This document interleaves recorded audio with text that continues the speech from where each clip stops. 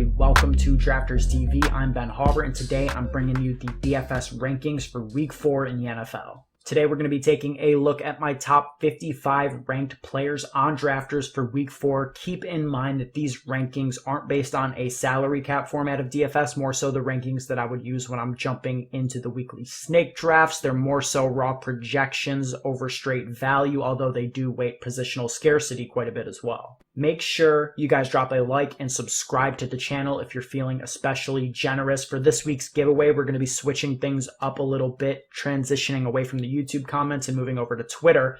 Not necessarily a permanent change, but something we're going to try out. So for the giveaway, to be entered in for a chance to win a free ticket on Drafters worth up to $5.50 for a contest of your choice, whether that's a cash game or a tournament, all you have to do is go over to Drafters, find the tweet. I'll have a link for it in the description. Retweet the Drafters tweet, subscribe to the YouTube channel, and reply with your Drafters username, and I will select the winner on next week's video. Before we get into the rankings, I just wanted to update some of the viewers. Got a few questions asking how I did in last week's tournament. So I made it to the top 8 of the Drafters Week 1 3-week elimination tournament. It's a $3.30 entry that you had to survive all 3 weeks in. I did. Unfortunately, only made it up to 4th place. Had Marquise Brown and Kenyon Drake, 2 players that I was just entirely too high on, had a bunch of exposure to last week. They were both in great spots. You know, Brown especially after the Ravens got down big to KC. Thought he had a ton of potential to save my week, but alas, 4th place in that tournament, won a little over $100. And it was a $3.30 entry tournament. Like I said, had 3 entries, so about $9, $90 profit, solid ROI nonetheless. All right, guys, let's dive into the rankings. All right, guys, so breaking down the top of the rankings, the top 6 players are running backs. Shouldn't come as a surprise to anybody, as we really got to, grab that secure running back workload wherever we can. And it doesn't get very much more secure than Alvin Kamara and Ezekiel Elliott, 2 guys, on teams with massive implied team totals, 2 game flow independent running backs. Kamara coming off of a 13 catch performance, Zeke Elliott coming off of 12 targets, and both of them are favored. I think you get these guys as much as you possibly can. I don't have a strong lean one way or the other as to who is the better play. If I were going to do 10 drafts and I had the opportunity, I would probably go 50-50 on either of them.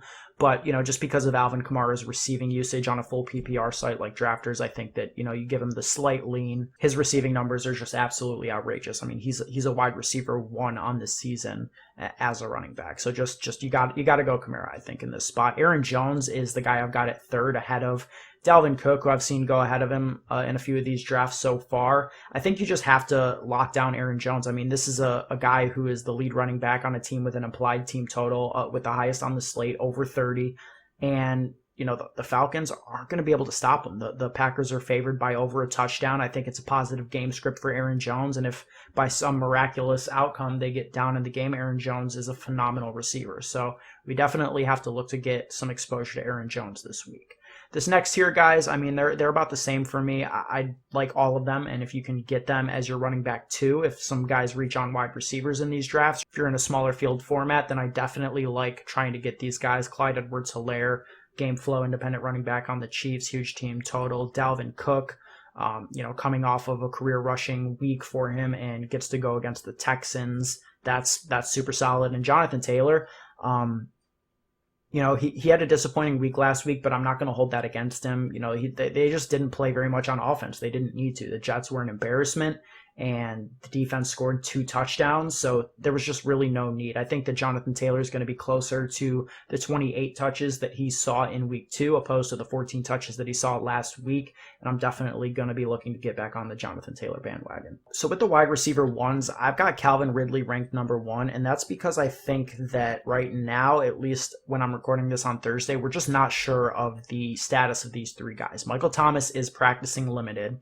so that gives us a good indication if he's practicing limited on Thursday that he should most likely return this week, and he gets a great matchup against the Lions. So I've currently got him ranked right above Hopkins and Adams. Adams also returned to practice today, so I actually think I'm going to move him right ahead of DeAndre Hopkins right now, seeing as DeAndre Hopkins has missed 2 consecutive practices, Wednesday and Thursday.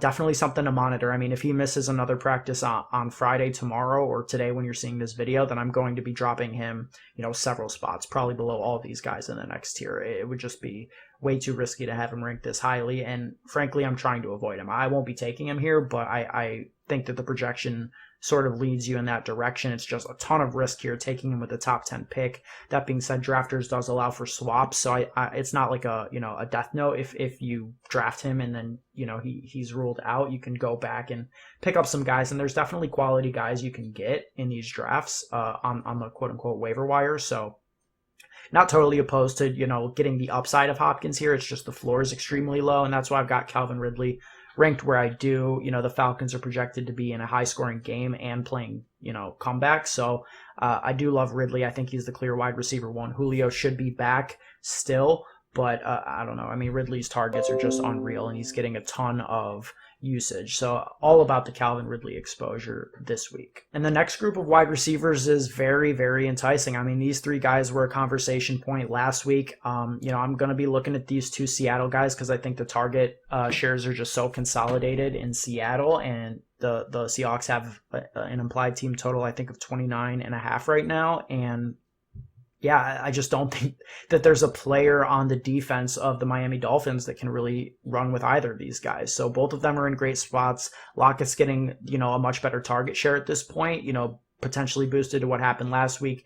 DK Metcalf could have had a huge game as well, but, dropped that touchdown or got the ball punched out by Trayvon Diggs, who he apparently didn't know was right behind him, sprinting full speed at his back, trying to get that ball out. Unfortunate for DK Metcalf if you had him in fantasy last week, but still like both Seattle receivers. And Amari Cooper here, I mean, averaging over 10 targets per game in Dallas is just unreal with the quality of that offense right now. I think he's the clear-cut wide receiver 1, and despite the lack of a boom week yet, still looking for his first 20-point game. I think that it's going to happen sooner rather than later. He's got a high floor with the target share that he has, and I'm all about it. Hill and Diggs, not much needs to be said. They're both attached to elite quarterbacks. Yes, I said elite quarterbacks with Stephon Diggs as well. And the thing about Diggs that's kind of crazy is that despite, having a very seemingly good box score, I mean, he could have had an even bigger game last week. This 14.9 fantasy points doesn't tell you the story about how early in the game he had 2 plays back-to-back that were seemingly touchdowns that got called back. So I think that Stephon Diggs is a phenomenal play. John Brown did return to practice Thursday, so it's looking like he will be back in action for the Bills. But even still, Stephon Diggs, I think, is the lead dog, and we got to go after him in a spot against the Raiders here. So my top 3 quarterbacks on the week right here, I'm slotting them in ahead of this next group of guys, although I do like a lot of these players. We'll talk about them in a moment. So Lamar Jackson, I know he had a very disappointing performance in week 3 against the Chiefs in prime time, kind of melted down a little bit. The whole Ravens offense did, and you just saw that when they aren't playing from ahead, it's going to be a problem. But I don't think that will be any concern that we should have as they go and attack this embarrassingly bad Washington football team. And Lamar Jackson's going to have vengeance on his mind.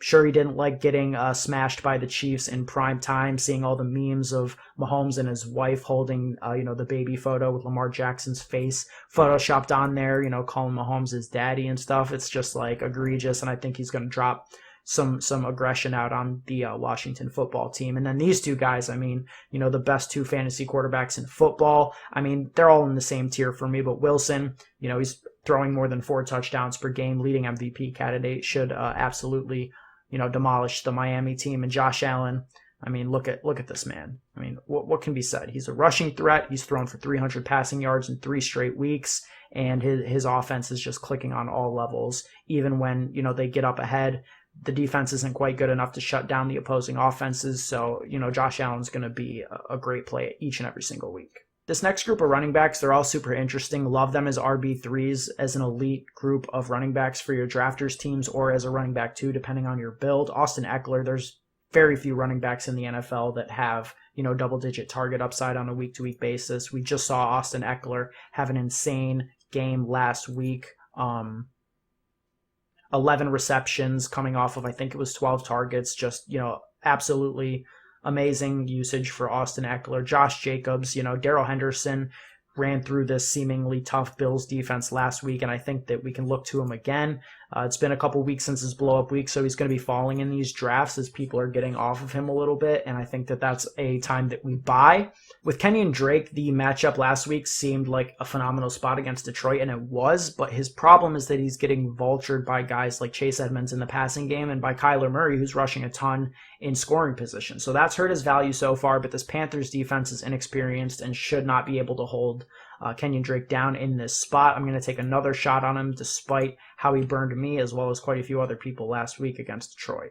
Darrell Henderson Jr., I mean, this man right here, he's, combined for over 120 yards in back-to-back weeks. Cam Akers is still looking highly questionable to make it back this week, and the Rams are the run-heaviest team in the NFL. They're also running in scoring position at the highest rate, 18 rush attempts to 2 pass attempts inside the 10-yard line. Going against the Giants team, with a 30-point implied team total as, almost 2 touchdown favorites, Darrell Henderson's one of my favorite pure plays on the slate.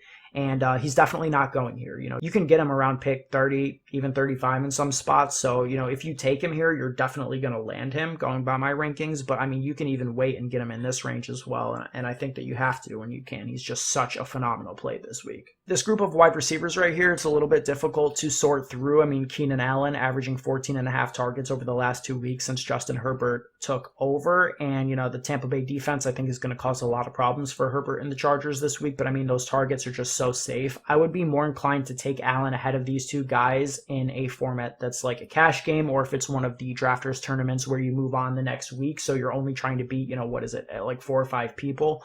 I would do that. It's more of like a cash game theory play. But these guys, Julio and Mike Evans, Julio's going to come back. Same story as Calvin Ridley.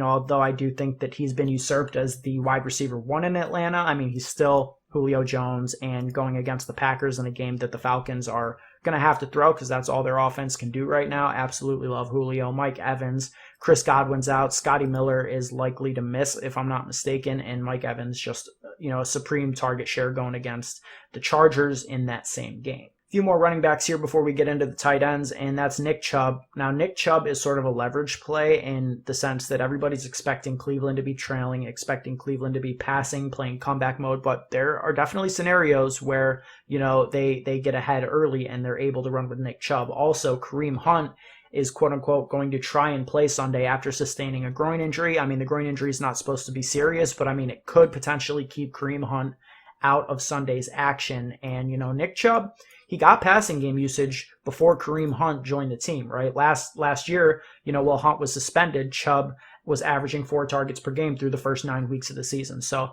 if Hunt does miss and he becomes truly game flow independent, I think we shoot him up. But even still, I think he's a good contrarian play in terms of getting leverage on the field, especially in larger field things like the $3.30 tournament on Drafters. That's like a 200-person field. I'll throw some draft footage at the end of this video of me doing one of those drafts, and you can see, how Nick Chubb falls in there. And I don't think that a lot of people are going to be super on Nick Chubb this week. So definitely a good spot for leverage.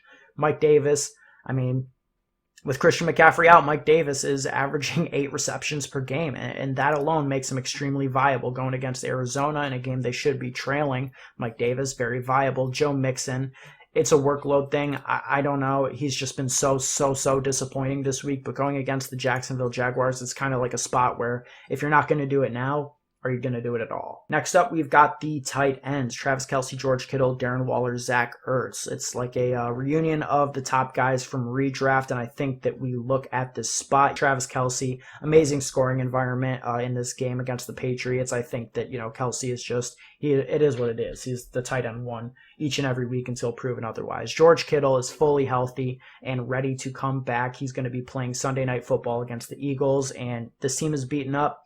I do think Jimmy G will likely be back, but Nick Mullins is playing pretty well, honestly. So I'm not worried about it either way. And just George Kittle, it's time. I think he's going to bounce back and have a massive week, especially with the other injuries to the 49ers offense. He should be in a great position to sort of retake his spot at the top, the top tier of NFL tight ends. Darren Waller and Zach Ertz are in very similar situations this week with just a myriad of injuries to their respective teams on offense.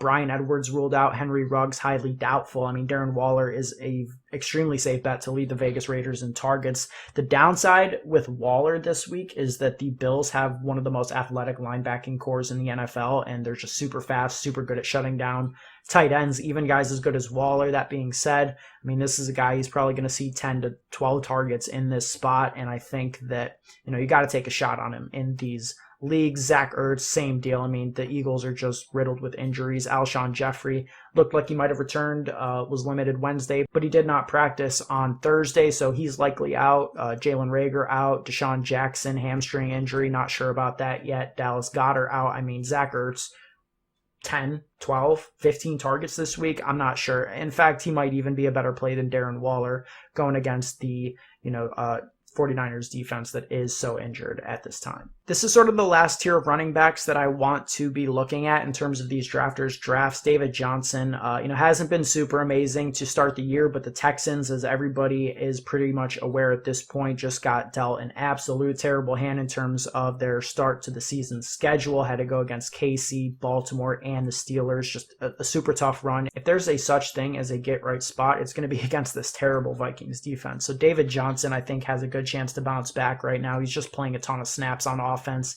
He is the workhorse, although he just hasn't really been in any type of game script that's favored him, although I do believe he will be this week, and the Texans have a pretty massive team total. I believe it's at sitting at 29.25 last time I checked, so love David Johnson this week as a bounce back player. Sanders, disappointing week, but again, sort of same deal as Ertz. He's one of the few bodies there. It's just a matter of how many points the Eagles are going to be able to score. They have a pretty low team total, and while I think his reception and his floor is pretty high, I wonder what his ceiling is in this spot.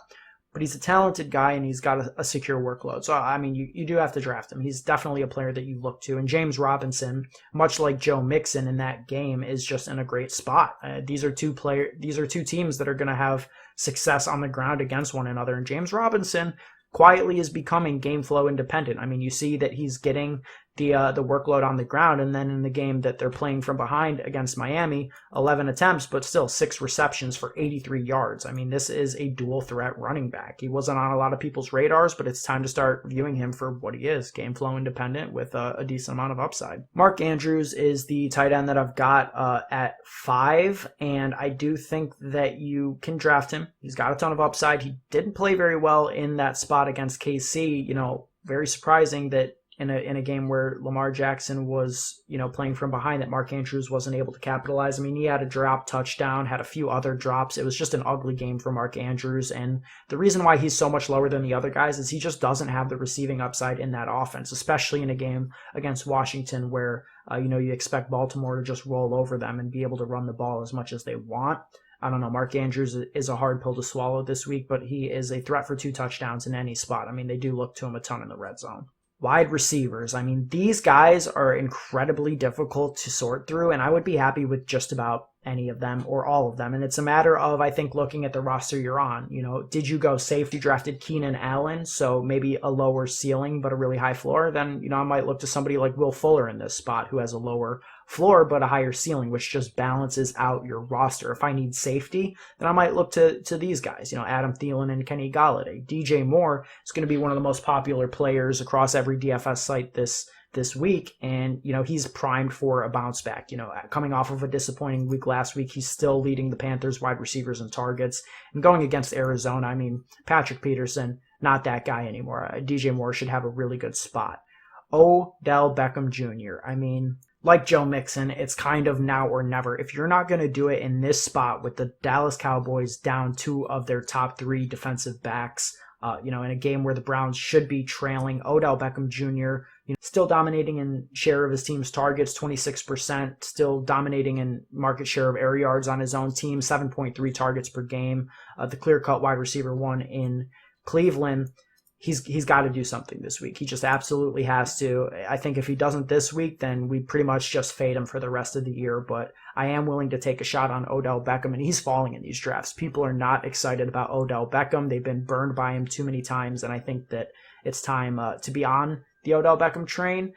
Just make sure that you're not overpaying for him. This, I think, is a really fair price for his upside and a spot that I'd be willing to grab him around pick 39-40. Next 5 quarterbacks on the list here, Mahomes, Prescott, not too much to say here. Mahomes just looking absolutely dynamite in that game against the Ravens. He faces another tough defense against New England, but I'm not concerned about playing Mahomes against a tough defense. He's matchup proof. He's phenomenal. The offense is just too good to be stopped. I think we plug Mahomes in with confidence. Dak Prescott to me is equally as good of a play as Patrick Mahomes. The only reason that I've got him ranked a spot below is because I think that Zeke Elliott has a better chance to score touchdowns and that Dak Prescott can't get, opposed to Clyde Edwards-Helaire for the Chiefs. That being said, I mean, their projections are like within a point of each other, and I'd be very happy to get either of these guys this late in the draft. Deshaun Watson, I think he's got, blood in his eyes. He is sick and tired of losing these games, and I think that the Houston Texans just absolutely obliterate the Vikings. This is the get-well spot of all get-well spots, and Deshaun Watson is going to capitalize on that opportunity. I just made this switch before recording the video, putting Aaron Rodgers ahead of Kyler Murray. I mean, the Packers, like I mentioned with Aaron Jones, have the highest implied team total on the slate, so he's a phenomenal play. I do think that Murray is safer given the rushing floor, but if DeAndre Hopkins is out and after missing 2 practices, that's enough for me to, at this point, take Aaron Rodgers ahead of him. If we get the, all clear on DeAndre Hopkins ready to go, then I think we move him up a spot and move Rodgers down. But honestly, either of these guys, I think, have a good shot to outscore some of the quarterbacks that are ranked ahead of them. So I would be very happy with getting either of them. I think that there's a significant teardrop after Murray here to the next quarterbacks that we would consider. These are the guys that I'm going to be looking to take a shot on with my last pick. Julian Edelman, the Patriots are expected to be down in this game, and we saw it. We saw he has a ceiling with Cam Newton. He's still getting a ton of targets, 25.9 points against Seattle, and they're going to have to pass. And if there's one spot that you could make the argument the Chiefs defense will surrender points to, it's going to be in the slot. They do pretty well against outside receivers. They do pretty well against quarterbacks as well. But I think that Julian Edelman is going to be able to eat, especially if the passing attempts are up for New England in this spot. Melvin Gordon, I don't want to play anybody from this Thursday night game. This game will have already been played by the time the video comes out, but Melvin Gordon is just, he's like the last running back I would consider taking. I mean, he should have a pretty big workload against a terrible, decrepit defense. So, there's a reason to look to him, but it's just, I would rather just fully fade that game, to be honest with you. The Rams receivers here, there's not really too much that differentiates them. I have Cooper Kupp ranked ahead because he's shown a higher ceiling in the past. I mean, he was the wide receiver 2 behind Michael Thomas for like the first 8 weeks of the season last year. He's kind of kicking it into gear, had his first 100-yard game of the season last week against the Bills, and he has 2 more targets than Robert Woods on the season, although, I mean, frankly, each and every week, it's just a coin flip to see which one of these guys will finish ahead of one another. Cooper Kupp gets the slight edge, but Robert Woods is a phenomenal play. You can make the argument that both of them should be higher in the rankings, but for me, I think that this is a game where the Rams are going to be able to impose their will on the Giants, and we've seen that their will is to run the ball, run heaviest team in the NFL. So I wouldn't be surprised if one of these guys popped off. I doubt that both of them do. I just don't think there's going to be enough passing attempts in this spot for the Rams. Finally, I mean, Devontae Parker, I'm super bullish on Parker this week. If the player pool was deeper of the guys and the amount of players that we were drafting, I'd be interested in Ryan Fitzpatrick. I think that the Seattle defense is in trouble, especially with Jamal Adams unlikely to play. So Devontae Parker, I think, could have a monster game, maybe his first monster game of the year as the Dolphins are playing comeback. And Parker's a good wide receiver. He is. Preston Williams still appears to be recovering from his surgery. He is playing a lot. He had a touchdown last week, but I think Devontae Parker is the clear guy that we want to own in this spot. And, wide receivers have just been feasting against Seattle. So love Devontae Parker, ton of upside, past pick 50. He's just a phenomenal pick. And then these are the 2 last quarterbacks that I'd really want to have any exposure to.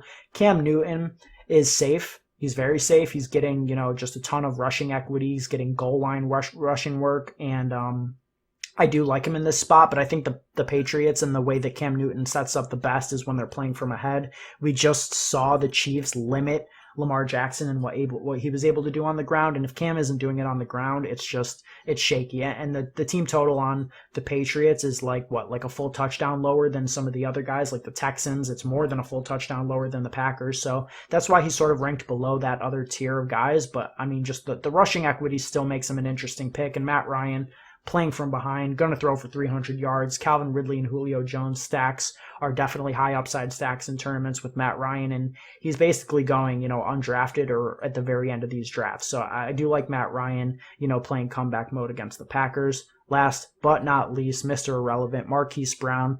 Talked about it at the top of the video. I mean, he burned me in my drafters tournament last week. He burned me on other DFS sites already this year, but I think that it's going to happen eventually. And, Lamar Jackson, they're going to be putting the pressure on the Washington football team this year. Marquise Brown, I mean, he's a guy who can drop 30 points in a given week. It's not likely. It probably comes from a long catch and a touchdown, maybe a second touchdown, but his upside is just sky high, even though we haven't seen the results yet. He's still got a dominant market share of the team's air yards. He's being used deep down the field. It's just a matter of connecting with one of those bombs for Lamar Jackson. This is a week that I think we just take the gamble and hope that they finally connect on one of those bombs. I think we have to hope that. All right, guys, thank you for watching. That's going to be it for the ranking segment. I'm going to throw a little bit of draft footage real quick at the end of this video from the Week 4 Drafters Tournament, so you can see the rankings in action, see how I'm, prioritizing positions at different points in the draft. Hopefully that is interesting. If you guys like seeing the draft footage at the end of the videos, drop a comment, let me know. I'm not sure if that's interesting to people or not, so definitely want to know if I should keep doing that or not. But yeah, we'll throw it on this week, and yeah, let's get into it. So I ended up going Alvin Kamara first. Zeke Elliott here goes second. No surprise there. This tournament is the $5.50 NFL Week 4 through 6 drafters tournament. So it's a 5-man draft with a 200-player field, if I'm not mistaken. And so next week, if you win this draft, you go into the second round. Another 5-man draft, have to win that, and then you are in the final round. So yeah, this is my second entry. I did one this morning just to see what the vibes were like. Pretty good stuff. So yeah, I mean, love getting Kamara right off the bat. I mean, getting one of him or Zeke is just such an edge, in my opinion. I mean, there's not much you can do. It's luck of the draw, but I mean, being able to get one of those two guys is it's so good. All right, back up with the turn here, and I'm going to definitely scoop Clyde Edwards-Helaire and then think about the next move. I mean, I could get Jonathan Taylor here or prioritize a wide receiver and then come back for some running back value a little bit later. That is the question, isn't it? See, the thing is that Michael Thomas, I don't want to take him on the same team as Kamara, so I'm going to go ahead and just lock in these top running backs that I like. I mean, getting 3 of my top 6 players with, my first 3 picks, including the 10th and 11th, is just, I love that value. I really do. I mean, DK Metcalf, Stephon Diggs, that's so easy. So easy. I mean, whew. I love this team so far. This is just such a solid top 5. I mean, you look at these drafts and you're like, well, how could you not have a solid top 5? Well, by drafting quarterback in the top 4, I think is one way. And you can see right here why one of the reasons I think it's so important to just lock in these early running backs. I mean, Alvin Kamara, Clyde Edwards-Helaire, Jonathan Taylor, that's what, 60, 65 touches right there. And it's just so much safer, I think, than leaning on guys like Melvin Gordon with a top 30 pick, with Kenny Drake, David Johnson, Miles Sanders. Even though I think all those guys are in play, it's just difficult to go there this early in the draft. And then you look at receiver. Well, I'm going to get my wide receiver 3 here, Keenan Allen, averaging 14.5 targets per game. Just such a safe play, especially in a 5-man format. Like, I'll take that floor all day, all night. I would love to get Josh Allen here, but I'm going to hope that I can get him with my final pick here. I think only one more quarterback needs to get drafted. Going to hope that it's either Mahomes or Dak. And then at tight end, George Kittle. Smash. Look at that. George Kittle with the 31st overall pick going against the Eagles. Come on. It's just like stealing money, I feel like.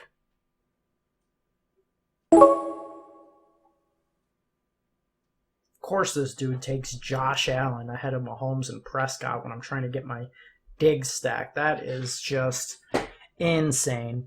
Mahomes, Prescott, I mean, they're pretty even to me. I am going to go Dak here because, I already have Edwards-Helaire, and although him and Mahomes don't correlate negatively together because Edwards-Helaire, I mean, he's averaging, 7 targets per game over the last 2 weeks. So, I mean, I'm good with Edwards-Helaire and Mahomes on the same team, but why not get a little exposure to Dak? Cowboys have a higher implied team total by almost a full point over the Chiefs, so I'll lean him, just roll naked Dak, get exposure to all the pass catchers that way. But, I mean, this team is just absolutely loaded. And if you guys want a chance to enter a tournament like this for free, $5.50, you can win a ticket up to $5.50 by going on to Twitter and retweeting the tweet that you can find the link to in the description. And yeah, guys, once again, thank you for watching the video, and I will be back to announce the winner of next week's giveaway on Friday.